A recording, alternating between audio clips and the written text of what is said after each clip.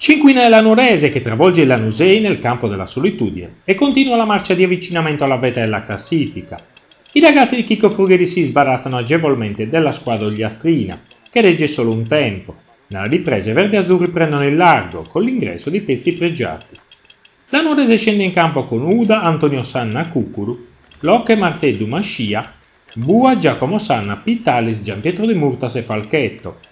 Gli ogliastrini di Alberto Piras rispondono con Bonicelli, Cabiddu, Agus, Godani, Monni, Piras, De Rosa, Ladu, Usai, Dore, De Plano. La Nuorese subito in avanti, sul cross dalla destra il colpo di testa di Pitalis si perde sopra la traversa. La risposta della Nuorese in una punizione dalla distanza, sulla quale Uda non è perfetto e pare in due tempi. I locali salgono in cattedra e sbloccano il risultato con Davide Marteddu, che raccoglie una palla vagante in aria e infila Bonicelli. 1-0. Il raddoppio lo firma Francesco Falchetto. Su assist invitante di De Murtas non ha problemi a spingere la palla in fondo al sacco. No. Che segnava?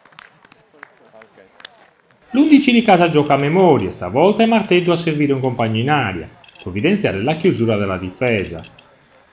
Nella ripresa Furgheri fa entrare gli uomini che sanno fare la differenza, Stefano Bertocchi, Piero Fa e Diego De Murtas. Per gli ogliastrini cala il sipario. Punizione pennellata di Gianpietro e gol dell'altro gemello appostato sul secondo palo. Davvero un giocatore dotato di un talento straordinario. Cambio di gioco delizioso e l'autore del terzo gol manda in porta Piero Fa, che alza la mira da ottima posizione.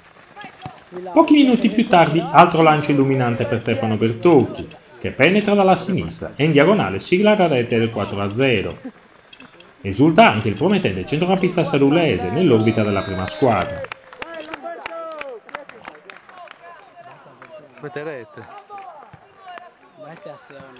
Nella foga di un'azione Stefano Mascia rimedia alla seconda ammonizione e finisce anzitempo negli spogliatoi.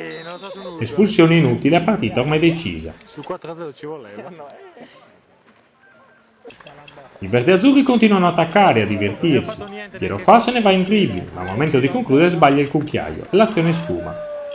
Va meglio a Diego De Murtas, che entra nel taballino dei marcatori dopo essersi procurato un rigore con uno slalom ubriacante.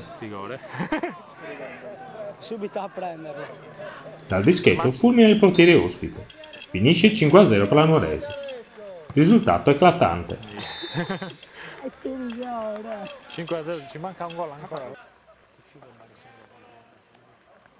2-3 pareggio e la segna un poco prima. Finisce 2 minuti prima. Un 4